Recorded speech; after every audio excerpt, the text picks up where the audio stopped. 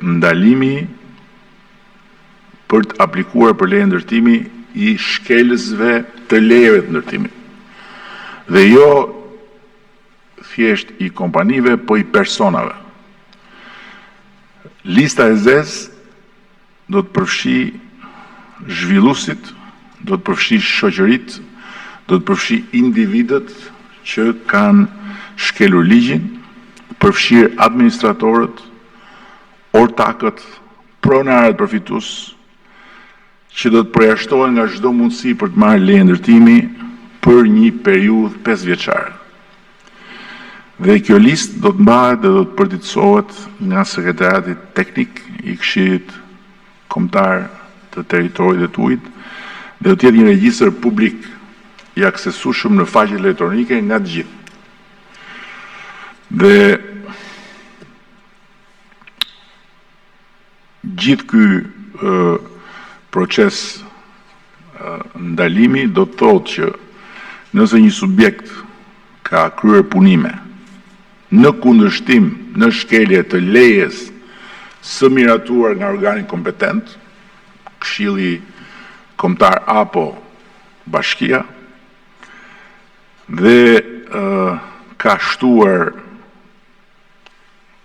ose ka ndryshuar edhe qoftë edhe fasadën,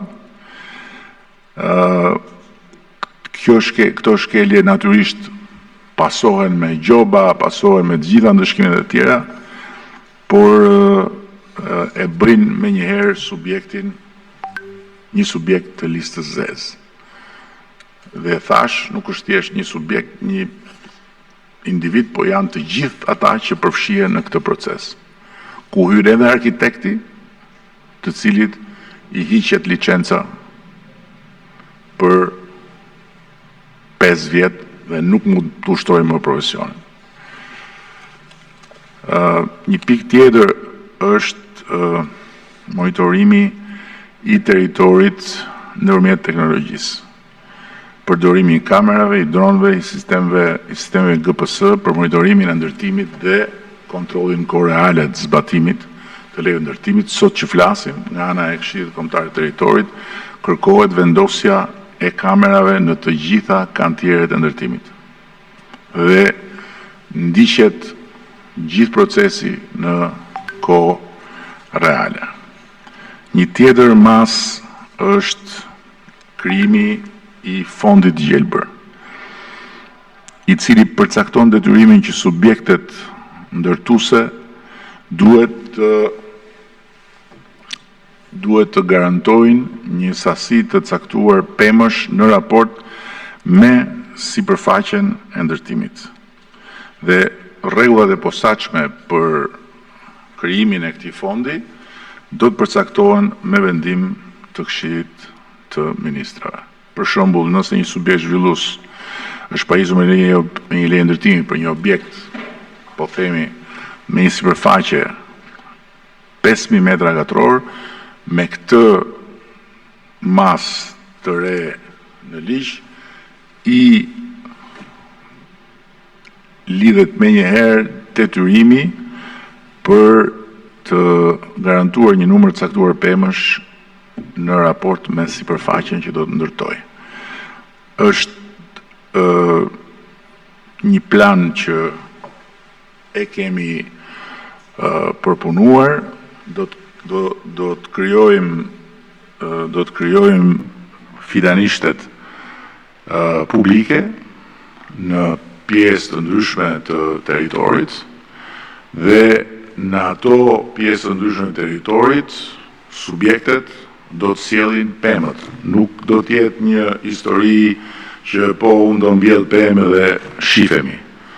Pemët do të ketë një katalog për pemët, do të jenë parametrat e përcaktuar dhe subjektet do të dorëzojnë pemët. Kështu që kush ndërton më shumë, do mbjelli më shumë pemë. Nga ana tjetër, kemi marrë një tjetër mas Dhe këto janë gjitha në fuqi, që të jemi qartë. Nuk janë të gjitha masa në fuqi.